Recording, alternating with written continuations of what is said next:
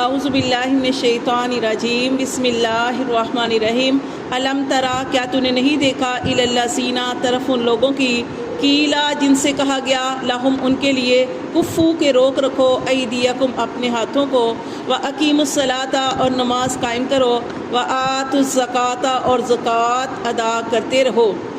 تو یہ اس وقت کی بات ہے جب یہ لوگ مکہ کے اندر تھے۔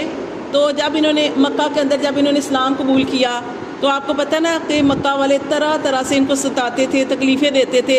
اس وقت یہ اللہ تعالیٰ سے کہتے تھے یہ لوگ، یہ مسلمان لوگ، یہ صحابہ کرام یہ کہتے تھے کہ اللہ تعالیٰ ہمیں جہاد کا حکم دے دے کہ ہم بھی ان کے ساتھ لڑیں، ہم بھی لڑائی کریں اور جو ہونا ہو، یعنی یہ تاکہ ان کے ساتھ اگر یہ ہمارے ساتھ ظلم زیادتی کا معاملہ کرتے تو ہم بھی ان کے ساتھ ہتھیاروں کے ساتھ لڑیں۔ لیکن اس وقت اللہ تعالیٰ کا کیا حکم آیا کہ اللہ تعالیٰ کا حکم آیا کہ نہیں، ابھی لڑائی نہیں کرنی، ابھی اپنے ہاتھوں کو روکے رکھو وَأَقِيمُوا الصَّلَاةَ وَآتُوا الزَّكَاةَ۔ دو چیزیں بتائی اللہ تعالیٰ نے کہ صبر کرو، برداشت کرو، اپنے ہاتھوں کو روکے رکھو۔ کیوں اللہ تعالیٰ نے کیوں حکم دیا؟ اس وقت مسلمان بہت کمزور تھے، تھوڑے تھے، تو اللہ تعالیٰ نے اس وقت یہ حکم دیا کہ جو آپ کو پریشانی آ رہی ہے، جو آپ نے اسلام قبول کیا ہے اور جو آپ کو تکلیف برداشت کرنی پڑ رہی ہے، آپ ان کو برداشت کرو، ابھی آپ کے اوپر جہاد فرض نہیں ہے۔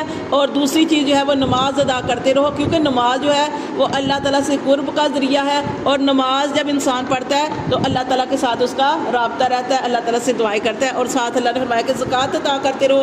اللہ فرماتے ہیں کہ فلما پھر جب کتبہ فرض کیا علیہم القتال ان کے اوپر قتال، ان کے اوپر جہاد اللہ نے فرض کر دیا، اذا فریق منہم تو ان میں سے ایک گروہ یخشون الناس وہ ڈرنے لگا لوگوں سے، کخشیت اللہ ایسے ڈرنے لگا لوگوں سے، کخشیت اللہ جیسے کہ ڈرتے ہیں اللہ سے، او اشد خشیہ یا اس سے بھی زیادہ ڈرنا۔ پھر جہاد کب فرض ہوا؟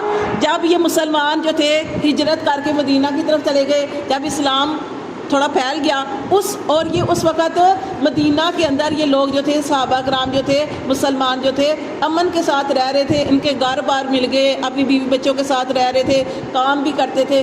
اس وقت اللہ تعالیٰ نے جہاد کا حکم دیا۔ اب ان کو جہاد کا حکم جو تھا وہ بڑا بھاری لگا۔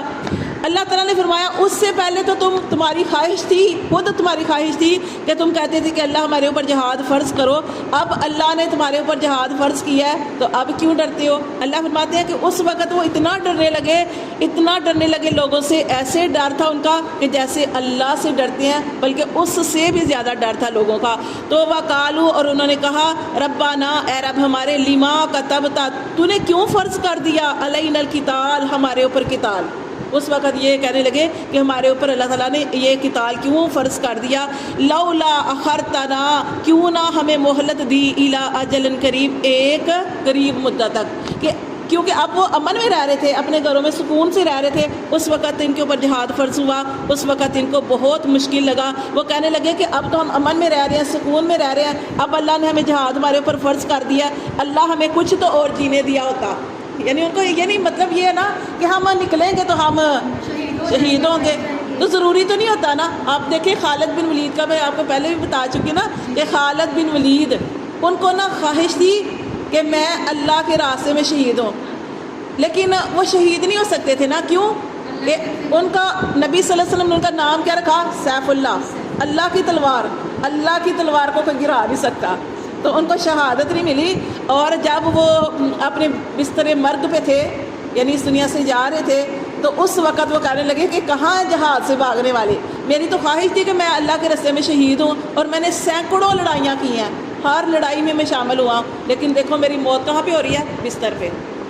تو مرنا تو انسان نے ہے، کیونکہ یہ دنیا فانی ہے، کوئی بھی اس دنیا میں نہیں رہے گا، لیکن وہ موت تو سب سے بہتر ہوتی ہے جو اللہ کے راستے میں آئے۔ اور ضروری نہیں ہوتی کہ آپ اللہ کے راستے میں نکلو، جیسے وہ نکلے خالد بن ولید تو ان کو موت نہیں آئی، وہاں پہ شہادت نہیں ملی، اور وہ اپنے بستر پر وہ جو تھے ان کی موت آئی، حالانکہ ان کے جسم کے اوپر اتنے زیادہ زخم تھے۔ وہ کہتے کون سا میرے جسم دیکھو کہ کوئی حصہ ایسا نہیں ہے کہ جو زخمی نہ ہو، لیکن موت مجھے بستر پہ آ رہی ہے۔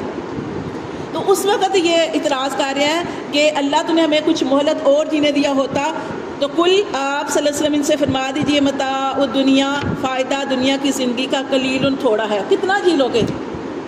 اول تو ضروری نہیں ہے کہ جہاد میں جاؤ گے تو موت ہی آئے گی، ضروری نہیں ہے، لیکن تم کہہ رہے ہمیں اور مہلت دی جاتی. اللہ کے نبی فرماتے ہیں کہ کل آپ سے سے کہہ دیجیے متاع دنیا کی زندگی کا سامان قلیل تھوڑا ہے, جتنا بھی جی لو آخر مرنا ہے.